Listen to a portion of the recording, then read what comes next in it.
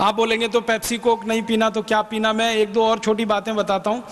मैंने एक बार मेरे व्यक्तिगत जीवन में एक प्रयोग किया था। मेरा एक दांत टूट गया था, वो अभी भी टूटा हुआ है। मैंने वो टूटा हुआ दांत कोका कोला की बोतल में डाल दिया था। 15 दिन में वो पूरा दांत गायब हो गया था। आप जानते हैं मनुष्य का दांत इतनी मजबूत होता है कि वो कभी गायब नहीं हो सकता। किसी व्यक्ति की जब मृत्यु हो जाती है, हम उसके शव का अंतिम संस्कार करते हैं ना, सारा शरीर जल जाता है, दांत किसी के नहीं जलते। किसी व्यक्ति की मृत्यु हो जाए, मुस्लिम पद्धति से उसको जमीन में खड्डा खोद के दफन करें, 10 साल के बाद खड्डे को वापस खोदें तो शरीर नहीं निकलता, सिर्फ दांत निकलते हैं। माने दांत किसी के खत्म नहीं होते। आपने सुना होगा कि करोड़ों साल पहले एक प्राणी हुआ करता था, उसका नाम था डायनासोर। डायनासोर मर गया है, खत्म हो गया है, लेकिन डायनासोर के दांत अभी तक रखे हुए हैं 3.5 करोड़ साल के बाद भी अमेरिका में, म्यूजियम में। माने दांत नहीं मरते, दांत खत्म नहीं होते, लेकिन उस दांत को पेप्सी और कोक में डाल दो तो हमेशा के लिए दांत गल जाते हैं। कितना खतरनाक केमिकल है पेप्सी और कोक में, आप सोचिए। और जब प्रयोगशाला का परीक्षण हमने करवाया तो पता चला पेप्सी और कोक में 14 तरह के रसायन मिलाते हैं। एक है फॉस्फोरिक एसिड, एक है सोडियम मोनोग्लूटामेट, एक है सोडियम बेंजोएट, एक है डाई कैल्शियम फॉस्फेट, फिर एक है ब्रोमिनेटेड वेजिटेबल ऑयल, फिर एक है मिथाइल बेंजीन, फिर एक है मेथिल बेंजोएट। ये सब खतरनाक केमिकल हैं जो कैंसर पैदा करने वाले। दुनिया के वैज्ञानिकों ने यह बात सिद्ध की है कि बार बार पेप्सी और कोक पिएंगे तो कैंसर होने की संभावना है। बार बार पेप्सी कोक पिएंगे तो हड्डियों में ऑस्टियोपोरोसिस और ऑस्टियोपीनिया होने की संभावना है। हड्डियां इतनी कमजोर हो जाएंगी कि कभी भी टूट सकती हैं। बार बार पेप्सी कोक पिएंगे तो मोटापा बढ़ेगा, क्योंकि उसमें हैवी कैलोरी है, बहुत ज्यादा शुगर है।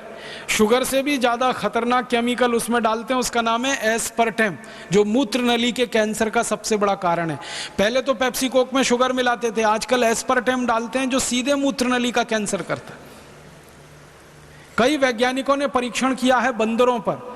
आप जानते हैं बंदर मनुष्य के नजदीक होता है, तो बंदरों को पेप्सी पिला के देखा गया, वो पीते नहीं है। जबरदस्ती बंदर को पेप्सी डाला गया इंट्रावीनस इंजेक्शन की मदद से उसके ब्लड में, तो 1.5 से 2 घंटे में पेप्सी डालने के बाद बंदरों की मौत हो गई। बंदर के बारे में कहा जाता है कि जल्दी बीमार नहीं पड़ता, जल्दी मरता नहीं है। उसका ब्लड जो है ना दुनिया में आइडियल माना जाता है, इसलिए आदमी के ब्लड का कंपैरिजन बंदर के ब्लड के साथ किया जाता है। लेकिन पेप्सी कोक पिला दो तो उसका ब्लड भी खराब हो जाता है। इतना खतरनाक पेप्सी कोक है, और हमारे देश के पढ़े लिखे लोग इसको बेस्ट क्वालिटी कहकर पी रहे हैं। देश का हजारों करोड़ रुपए का नुकसान हो रहा है। मुझे आपसे विनम्रता पूर्वक एक ही बात कहनी है, अपने अपने गांव, अपने अपने शहर, अपने अपने जिले में तो पहला कदम ये उठाएं कि आज के बाद आप में से कोई पेप्सी कोक पिएगा नहीं, किसी को पीने के लिए कोई ऑफर करेगा नहीं। किसी ने मुफ्त में भी आपको ऑफर कर दिया तो विनम्रता पूर्वक उसको वापस करेंगे, क्योंकि हम सच में भारत माता की जय कराना चाहते हैं। हम भारत माता की पराजय होते हुए नहीं देखना चाहते। आप नहीं पिएंगे, किसी को पिलाएंगे नहीं। अब इसके आगे का विकल्प क्या? आप बोलेंगे जी फिर पेप्सी कोक ना पिए तो क्या पिए? गन्ने का रस पीजिए, शुगर केन जूस, संतरे का रस पीजिए, मौसमी का रस पीजिए, अनार का रस पीजिए, टमाटर का रस पीजिए, आम का रस पीजिए, कोई भी रस पीजिए, ताजा फलों का रस पीजिए, अनन्नास का रस पीजिए। कुछ नहीं मिलता तो गाय का दूध, दही की लस्सी, नींबू की शिकंजी, नारियल का पानी, कुछ नहीं मिले तो सादा पानी पीजिए। एक दिन मैंने कैलकुलेशन किया कि थोड़ी देर के लिए कल्पना करिए सारे भारतवासी पेप्सी कोक पीना बंद कर दें, 1 साल में लगभग भारत का 7,000 करोड़ रुपए बचेगा। उतने ही रुपए से अगर हम गन्ने का रस पीना शुरू कर दें तो ये 7,000 करोड़ रुपए हर साल हमारे किसानों को मिलेगा, और 1 साल में 7,000 करोड़ रुपए गन्ना पैदा करने वाले किसानों को मिलने लगे तो गन्ना पैदा करने वाला हर किसान 5 साल में लखपति और करोड़पति हो जाएगा। वो कभी आत्महत्या नहीं करेगा और इस देश की सरकार के ऊपर कभी बोझा नहीं बनेगा। गन्ना किसानों को उनका भाव नहीं मिल रहा है। क्यों? गन्ना पैदा करना, उसको चीनी मिलों को देना, चीनी मिल उसका पेमेंट नहीं करते, 6-6 महीने पेमेंट नहीं होता, बराबर भाव नहीं देते। अगर इस पूरी क्राइसिस से गन्ना किसानों को बचाना हो तो सारे भारतवासी पेप्सी को बंद करके गन्ने का रस पीना शुरू करें। गांव गांव में गन्ने का रस बिकने लगे तो गन्ना जो किसानों को बेचना पड़ता है मजबूरी में चीनी मिलों को, वो गन्ना सीधा सीधा रस पीने वालों के शरीर में, पेट में जाके कैल्शियम बढ़ा सकता है, आयरन बढ़ा सकता है, विटामिन दे सकता है, और किसानों को हजारों करोड़ रुपए का मुनाफा दे सकता है। ऐसे ही एक उदाहरण ले लें कि अगर सारे भारतवासी पेप्सी कोक पीना बंद कर दें और उतने ही रुपए से नारियल का पानी पीने लगे, 8,000 7,000 करोड़ का नारियल बिकने लगे, और हर साल तो 10 साल में भारत में नारियल पैदा करने वाले दक्षिण और पूर्वी भारत का एक एक किसान लखपति और करोड़पति हो सकता है। माने भारत की गरीबी दूर कर सकते हैं, बेरोजगारी दूर कर सकते हैं, अपना पैसा बचा सकते हैं, स्वदेशी और भारतीयता का सिद्धांत अपने जीवन में अपना सकते हैं। इसलिए हमारे जीवन में हमें संकल्प करना है कि शून्य तकनीकी से बनी हुई कोई भी विदेशी वस्तु नहीं लेनी है, पेप्सी कोका कोला से शुरुआत करनी। मेरा दूसरा निवेदन है कि जैसे पेप्सी कोक 2 विदेशी कंपनियां, ऐसी 5,000 कंपनियां हैं, उनमें से कुछ और कंपनियां हैं जो टूथपेस्ट बेचती हैं, उनको भी बहिष्कार करिए। जैसे Colgate, Closeup, Pepsodent, Cibaca, Forhans, ये सारी विदेशी कंपनियां। इनका पेस्ट आप बाजार में खरीदते हैं ना, 30 रुपए का 100 ग्राम आता है, 300 रुपए किलो। गाय का घी खरीदो तो 150 रुपए किलो आता है, टूथपेस्ट 300 रुपए किलो आता है। गाय के घी से 2 गुना महंगा है। पढ़े लिखे लोग बहुत टूथपेस्ट इस्तेमाल करते हैं, गाय का घी नहीं खाते। 150 रुपए किलो, 300 रुपए किलो का पेस्ट मुंह में लगा के वॉश बेसिन में थूकते रहते हैं और कहते हैं हम बहुत स्मार्ट हैं, क्योंकि दिन में 3-3 बार थूकते हैं।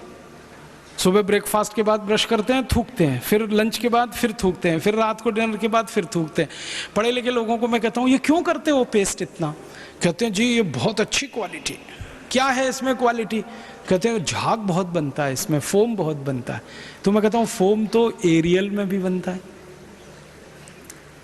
फोम तो डिटर्जेंट पाउडर में भी बनता है, फोम तो शेविंग क्रीम में सबसे ज्यादा बनता है, फोम तो शैम्पू में सबसे ज्यादा बनता है। तो आप शैम्पू से ही दांत साफ क्यों नहीं करते?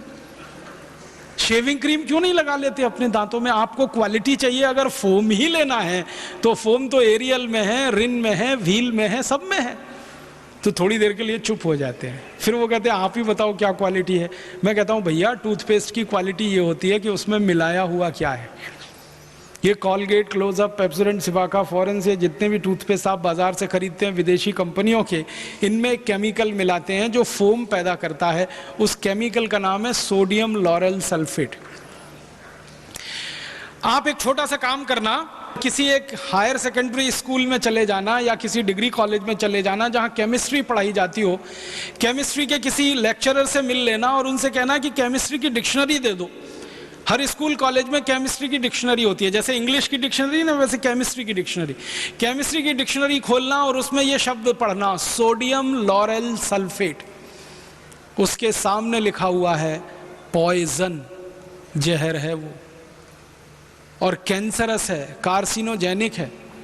केमिस्ट्री की डिक्शनरी में जब सोडियम लॉरेल सल्फेट को आप पढ़ेंगे तो उस पर लिखा हुआ कार्सिनोजेनिक पॉइजन, माने कैंसर करने वाला जहर, वो डाला जाता है कॉलगेट, क्लोजअप, पेप्सोडेंट जैसे टूथपेस्ट में। और आपको सुनकर हैरानी होगी कि अमेरिका और यूरोप में ये जो कॉलगेट बिकता है ना, क्लोजअप वगैरह, तो वहां भी डालते हैं सोडियम लॉरेल सल्फेट। लेकिन वहां के कानून इतने सख्त हैं कि जिस टूथपेस्ट में सोडियम लॉरेल सल्फेट डाल दिया उसके रैपर पर चेतावनी लिखनी पड़ती है, वैसे ही जैसे भारत में सिगरेट के पैकेट पर लिखा होता है। आपने देखा भारत में सिगरेट पैकेट पे लिखा रहता है सिगरेट पीना स्वास्थ्य के लिए हानिकारक है। अमेरिका में कॉलगेट के रैपर पर यह लिखा रहता है Colgate is injurious to health.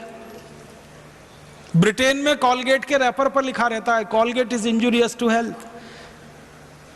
और ब्रिटेन, अमेरिका, कनाडा जैसे देशों में कॉलगेट के रैपर पे क्या लिखा रहता है मैं आपको वैसे का वैसे ही सुनाता हूं अंग्रेजी में, फिर उसका हिंदी बताऊंगा।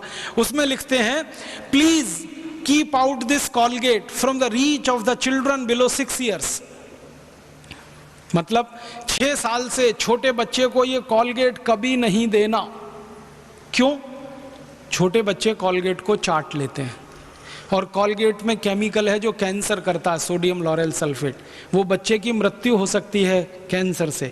इसलिए अमेरिका, यूरोप के देशों में कॉलगेट के रैपर पर लिखा होता है please keep out this Colgate from the reach of the children below 6 years। दूसरा वाक्य लिखते हैं in case of accidental injection please contact immediately poison control centre. माने गलती से किसी बच्चे ने कॉलगेट कर लिया तो तुरंत उसको हॉस्पिटल लेके जाना। क्यों? क्योंकि जहर खा लिया उसने। और तीसरा वाक्य लिखा होता है if you are a adult then take the paste on your brush only in pea size at your own risk. अगर आप बड़े आदमी हैं, 18 साल से बड़े हैं, तो अपने ब्रश पर कॉलगेट की बिल्कुल थोड़ी सी मात्रा लेना, चने और मटर के दाने से भी आधा इतना ही कॉलगेट लेना, क्योंकि ये कैंसरस है। अब अमेरिका, यूरोप में ये चेतावनी लिखी जाती है, कॉलगेट के बारे में भारत में ऐसी कोई चेतावनी वो नहीं लिखते। भारत में तो उल्टा है, विज्ञापन जब आता है ना कॉलगेट का तो दिखाते हैं ब्रश भर भर के लेना, ताकि मरो तो जल्दी मरना। इतना बड़ा धोखा आपके साथ हो रहा है ये कॉलगेट का।